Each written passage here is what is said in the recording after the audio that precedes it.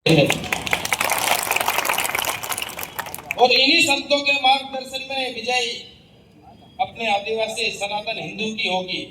ये पादरी कितना भी षड्यंत्र रच ले, कितना भी लोगों को गुमराह करे और कितना भी लोग प्रलोभन देके धर्मांतरण करवा ले, चर्च खड़े करवा लिए, इन्हीं चर्चों में अपने भगवान जल्द बहुत जल्दी लहराएगा, भगवान की मूर्ति स्थापना करेंगे।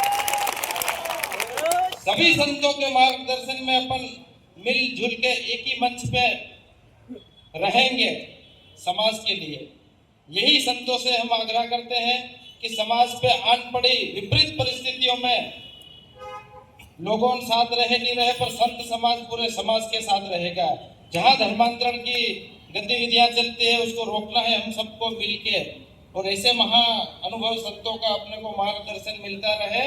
और समाज में देखो ये ईसाई मिशनरी किस किस तरीके से लोग प्रलोभन देके अपने झाबुआ जिले में ईसाई मिशनरी ने जो धर्मांतरण का खेल खेला है, अब उन पे अंकुश लग चुका है। और जो भी पादरी आजाद प्रेम भैया ने भी बताया विधि विरुद्ध है। अगर तेरे को इतना शौक है आदिवासी को ईसाई बनाने का तो सामने आके बना, कलेक्टर से मजिस्ट्रेट से अनुमति लेके बना, विधिवत बना। चुपके से क्यों लोगों को गुमराह कर रहा है ईसाई मिशनरी के पादरी? और जो ईसाई का दलाल है यही है ईसाई मिशनरी का पादरी है। इन ईसाई मिशनरियों ने क्या खेल खेला अपने झाबुआ जिले में नहीं पूरे भारत देश में, कि सबसे बड़ी ताकत कौन है? आदिवासी आदि अनादि काल से हिंदू सनातनी है, उसको तोड़ो। और वही जा रहे हैं अपने समाज में। सभी संतों से, सभी गांव के तड़वी को और सभी सरपंचों को हम इस मंच के माध्यम से कहते हैं कि महाराज जी ने अभी बताया, गांव के तड़वी, गांव का सरपंच और गांव का मुखिया, चाहे भगत हो चाहे अगेवान हो, उन सबको मिलके गांव पे निगरानी रखनी पड़ेगी। कोई भी बाहर का व्यक्ति आ रहा, पादरी आ रहा, चाहे सेवक आ रहा, उस पे नजर रखो। और ये लड़ाई आर पार की लड़ाई है। ढीले ढाले रहोगे तो लड़ाई जीत नहीं पाएंगे अपन।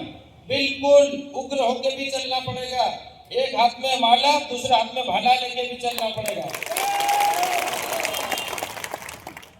और यही अपना संतों का स्वभाव है। जहां काम नहीं बनता है वहां संत बैठ जाते हैं। तो शासन प्रशासन क्या, कैसा भी महान पूरी शक्तियां भी उसको झुक के उसका स्थान खाली करके जाना पड़ता। पादरी कौन से खेत की मूल्य है? पादरी तो बाहरी धर्म वाला है। जब खुद उनको ये पादरी ईसाई मिशनरी ने सब खेल खेल लिया। आजाद जी ने अभी प्रेम भैया ने बताया, सबको मालूम है।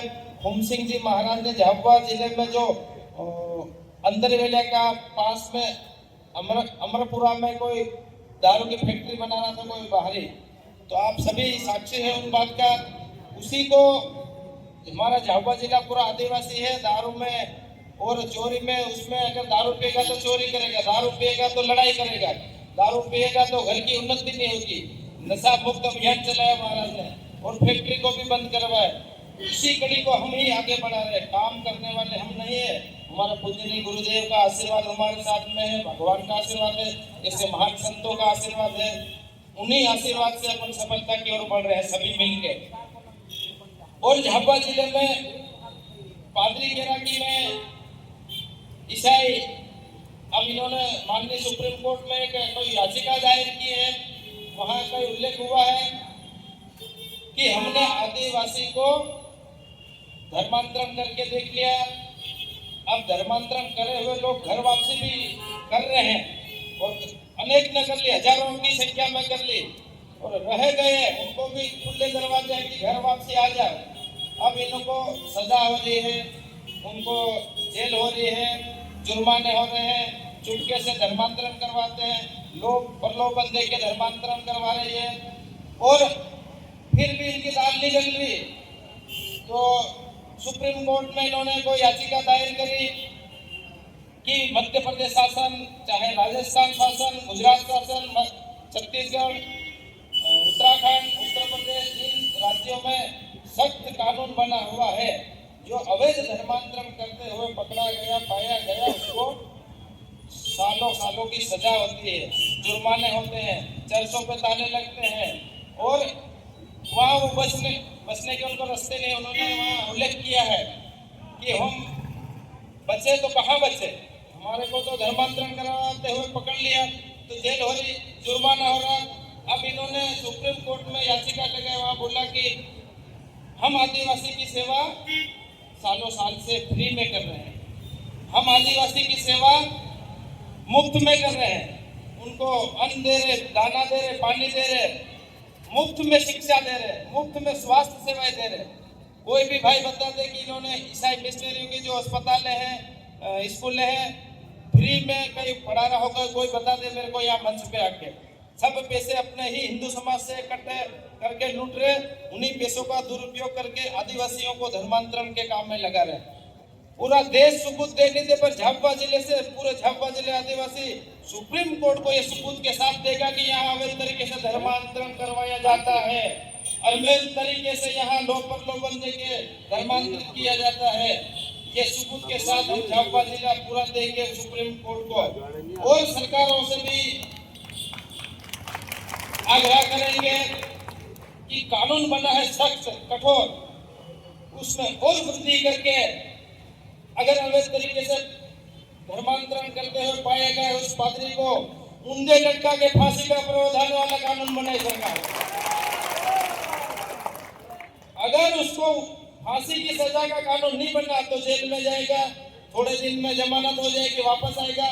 ये पाडलों वाला हरकतें कर ही रहा है अभी भी।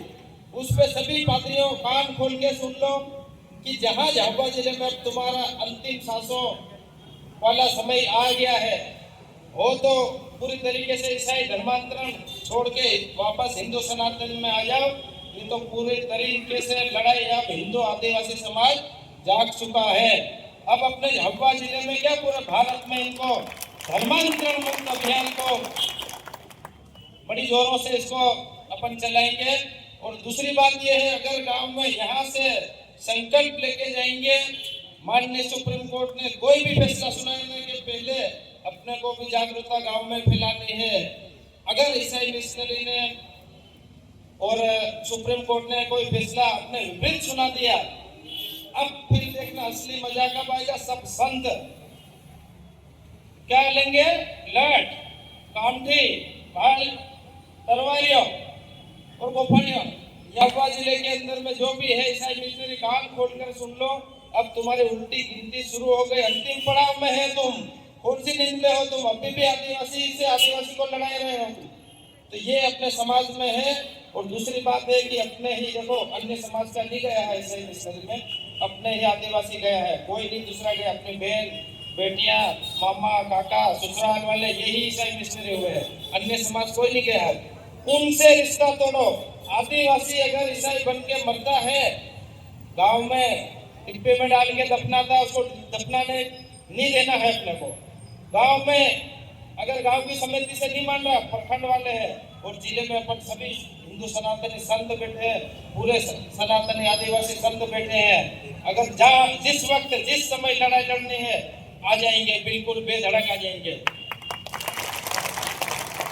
सुप्रीम कोर्ट का आदेश क्या, हाई कोर्ट का आदेश है कि आदिवासी ईसाई बनता है तो गांव में दफनाने नहीं दिया जाए उसको, चाहे चर्च में ले जाके दफनाओ या उसके कब्रिस्तान में दफनाओ। गांव में दफना के उठले पटा के क्रॉस लगा रहे वो ईसाई का, ये अपने समाज को तोड़ने में लगे हैं।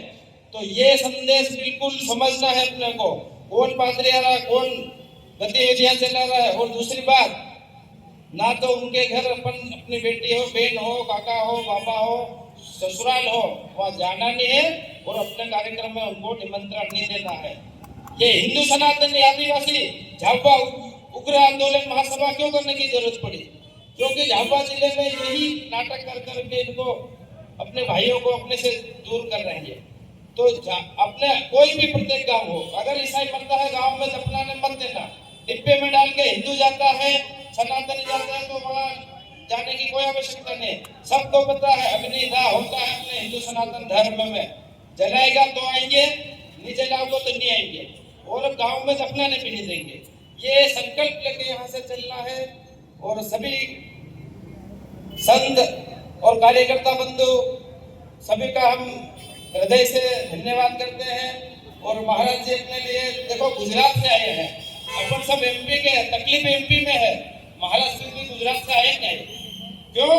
क्योंकि झाबुआ जिले में सबसे ज्यादा है ये पादरी।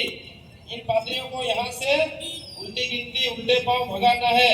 यहाँ से संकल्प लेके जाएंगे। अब हमारी वाणी को विराम देते हैं। जय जय श्री राम, जय जय श्री राम, जय जय श्री राम। बहुत बहुत धन्यवाद संत श्री कमल जी महाराज, आपने हमें इस जिले में, इस समाज में कैसे काम करना